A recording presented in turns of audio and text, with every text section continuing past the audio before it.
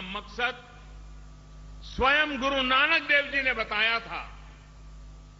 बाबे आखिया नाथ जी सचू चंद्रमा कुड़ू अंधारा, कुड़ू अमावसी बरतिया हूं भालण चढ़िया सांसरा। साथियों, वो हमारे देश पर, हमारे समाज पर अन्याय, अधर्म और अत्याचार की जो अमावस्या छाई हुई थी, उससे बाहर निकालने के लिए निकल पड़े थे।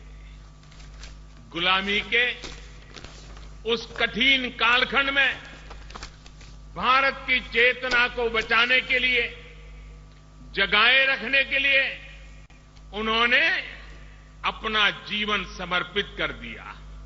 साथियों, एक तरफ गुरु नानक देव जी ने सामाजिक दर्शन के जरिए समाज को एकता, भाईचारे और सौहार्द का रास्ता दिखाया, वहीं दूसरी तरफ उन्होंने समाज को एक ऐसी आर्थिक व्यवस्था की भेंट दी जो सच्चाई, ईमानदारी और आत्मसम्मान पर टिकी है।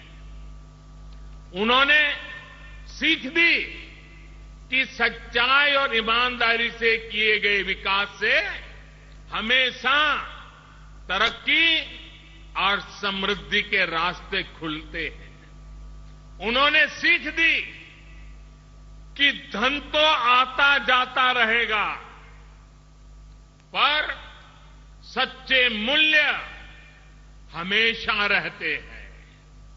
उन्होंने सीख दी है कि अगर हम अपने मूल्यों पर अड़िग रहकर काम करते हैं तो समृद्धि स्थायी होती है। भाइयों और बहनों, करतारपुर सिर्फ गुरु नानक देव जी की कर्मभूमि नहीं है। करतारपुर के कण कण में गुरु नानक देव जी का उस पसीने की महक मिली हुई है। उसकी वायु में उनकी वाणी घुली हुई है।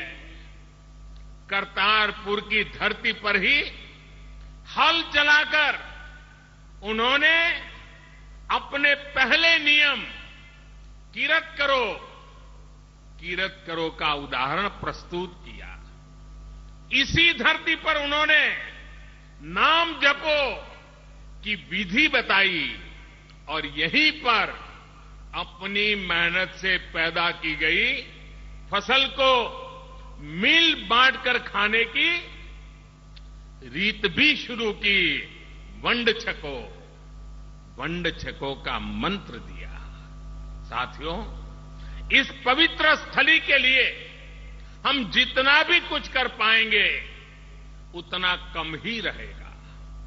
ये कॉरिडोर, इंटीग्रेटेड चेकपोस्ट हर दिन हजारों श्रद्धालुओं की सेवा करेगा, उन्हें गुरुद्वारा दरबार साहिब के करीब ले जाएगा। कहते हैं, शब्द हमेशा ऊर्जा बनकर वातावरण में विद्यमान रहते हैं। करतारपुर से मिली गुरुवाणी की ऊर्जा सिर्फ हमारे सिख भाई बहनों को ही नहीं, बल्कि हर भारतवासी को अपना आशीर्वाद देगी। साथियों, आप सभी भली भांति जानते हैं कि गुरु नानक देव जी के दो बहुत ही करीबी अनुयायी थे, भाई लालो और भाई मर्दाना। इन होनहारों को चुनकर नानक देव जी ने हमें संदेश दिया कि छोटे बड़े का कोई भेद नहीं होता और सब के सब बराबर होते हैं। उन्होंने सिखाया है कि बिना किसी भेदभाव के जब हम सभी मिलकर काम करते हैं तो प्रगति होना पक्का हो जाता है। भाई और बहनों, गुरु नानक जी का दर्शन केवल मानव जाति तक ही सीमित नहीं था। करतारपुर में ही उन्होंने प्रकृति के गुणों का गायन किया था। उन्होंने कहा था, पवणु गुरु पानी पिता माता धरती महतु, यानी हवा को गुरु मानो, पानी को पिता और धरती को माता के बराबर महत्व दो। आज जब प्रकृति के दोहन की बातें होती हैं, पर्यावरण की बातें होती हैं, प्रदूषण की बातें होती हैं, तो गुरु की ये वाणी ही हमारे आगे के मार्ग का आधार बनती है। साथियों, आप सोचिए, हमारे गुरु कितने दीर्घदृष्टा थे कि जिस पंजाब में पंजाब 5 नदियां बहती थी, उनमें भरपूर पानी रहता था, तब यानी पानी लबालब भरा हुआ था, तब गुरुदेव ने कहा था और उन्होंने पानी को लेकर चिंता जताई थी। उन्होंने कहा था, पहला पानी जियो है, जीत हरिया सबको है, यानी पानी को हमेशा प्राथमिकता देनी चाहिए, क्योंकि पानी से ही सारी सृष्टि को जीवन मिलता है। सोचिए, सैकड़ों साल पहले ये दृष्टि, भविष्य पर ये नजर।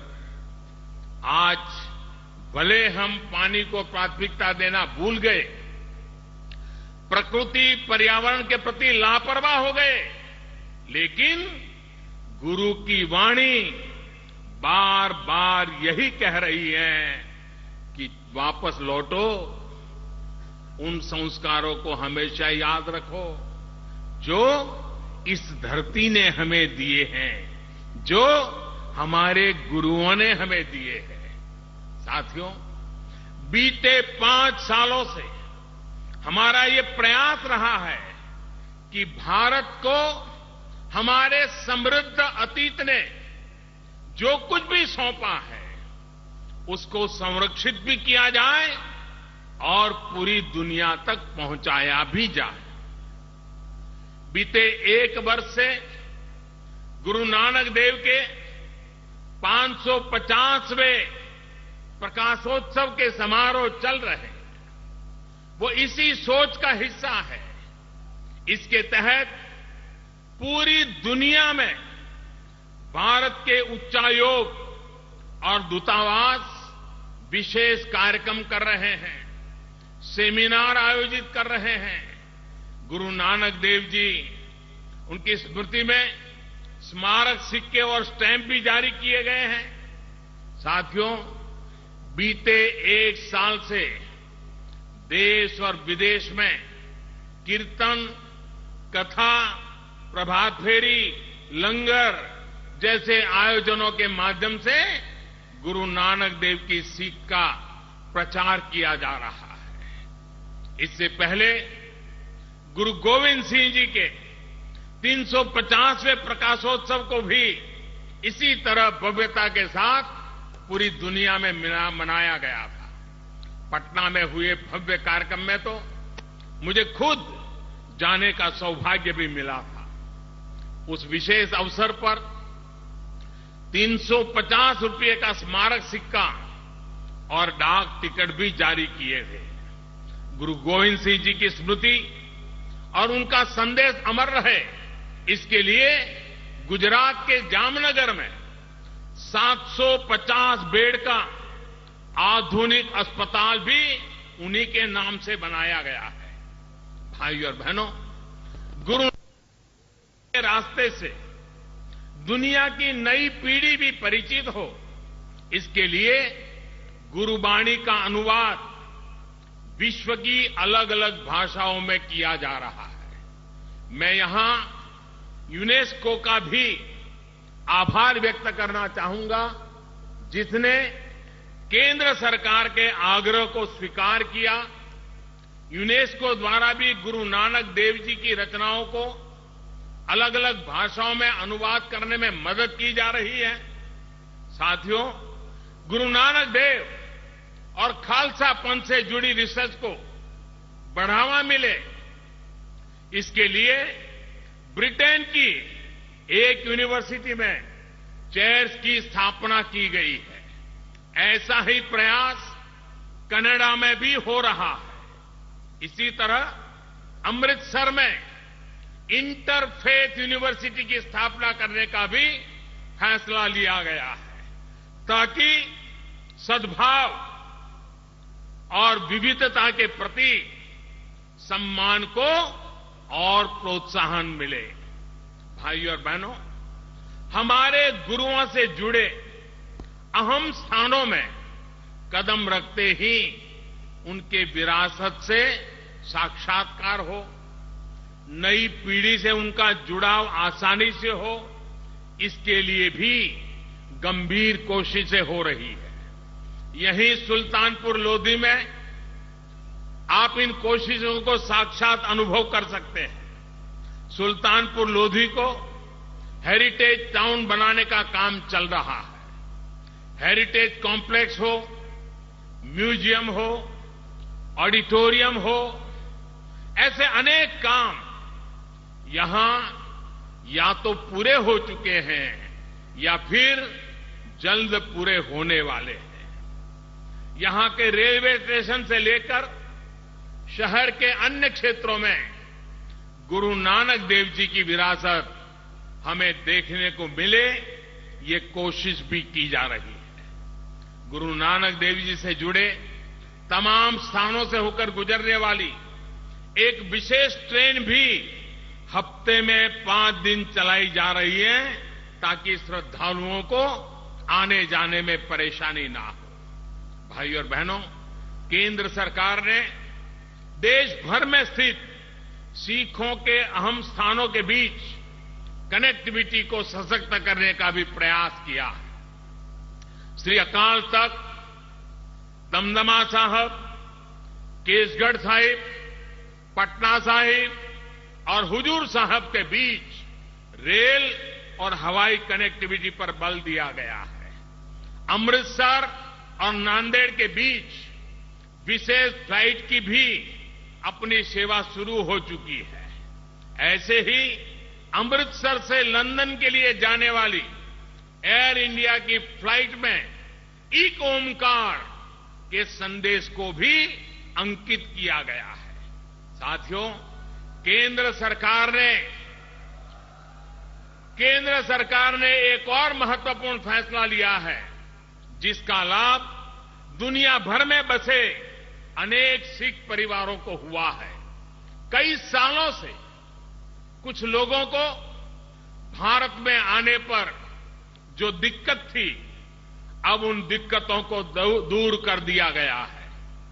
इस कदम से अब अनेक परिवार वीजा के लिए, ओसीआई कार्ड के लिए अप्लाई कर सकेंगे।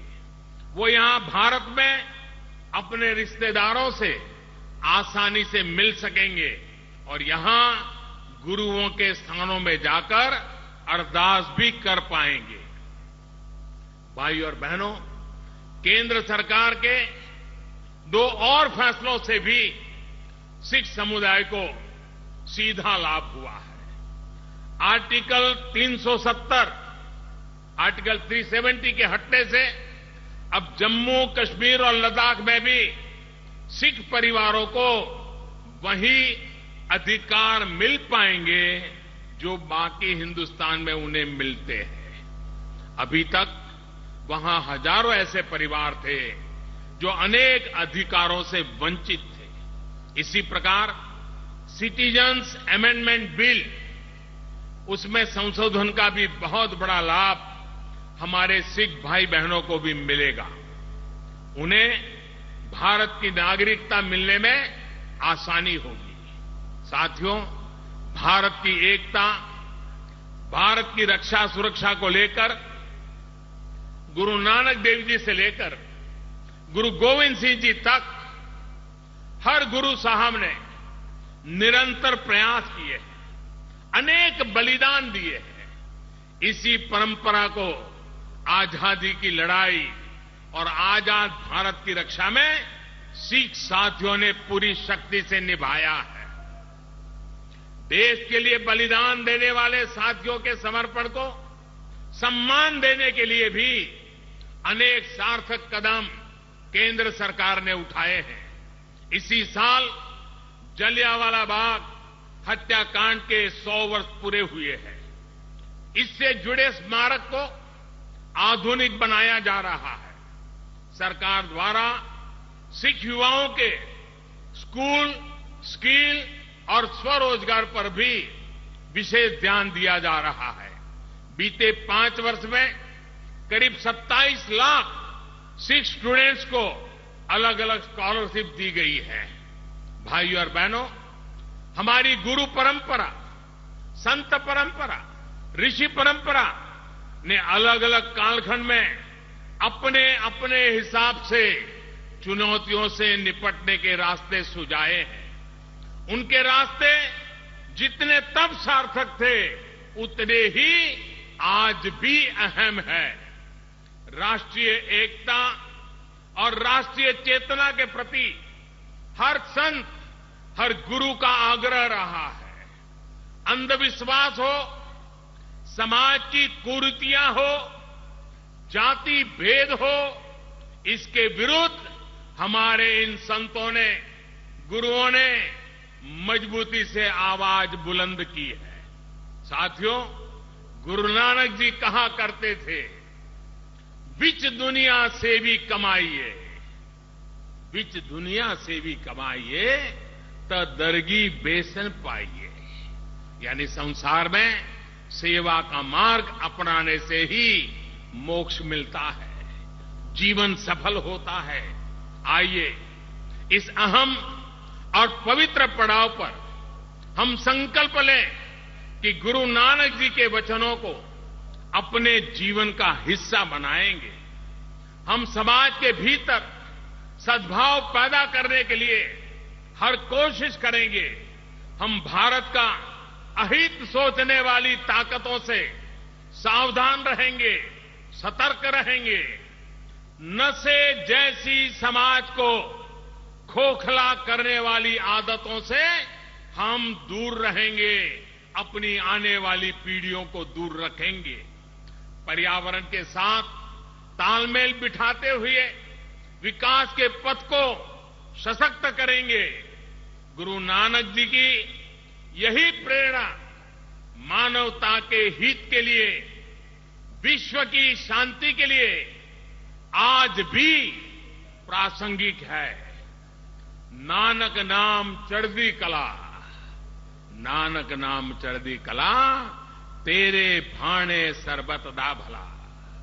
साथियों, एक बार फिर आप सभी को, पूरे देश को, संपूर्ण विश्व में फैले सिख साथियों को गुरु नानक देव जी के 550वें प्रकाशोत्सव पर और करतारपुर साहिब कॉरिडोर की बहुत बहुत बधाई देता हूं। गुरु ग्रंथ साहब के सामने खड़े होकर के इस पवित्र कार्य में हिस्सा बनने का अवसर मिला। मैं अपने आप को धन्य मानते हुए, मैं आप सबको प्रणाम करते हुए सतनाम श्री वाहेगुरु, सतनाम श्री वाहेगुरु, सतनाम श्री वाहेगुरु।